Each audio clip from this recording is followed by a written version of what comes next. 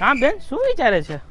યાર ભાઈ નવરાત્રી આવે છે અને ગરબા રમવા ક્યાં જાઉં એ જ હજી નક્કી નથી. વિચારવાનું શું હોય? ગરબા રમવા માટે તો આપણી પાસે એક જ બેસ્ટ ઓપ્શન છે, અબ તક સુરભી મિર્ચી રોક એન્ડ ઢોલ.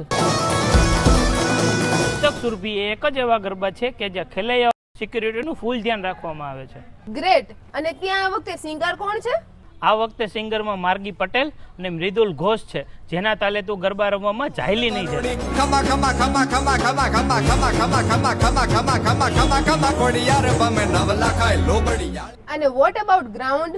ગ્રાઉન્ડ એ હું તને કહીશ નહીં, પણ ત્યાં જઈને બતાવીશ. હાલ હાલ જલ્દી હાલ. હાલો હાલો. જો બેન, આ વખતેનું ગ્રાઉન્ડ.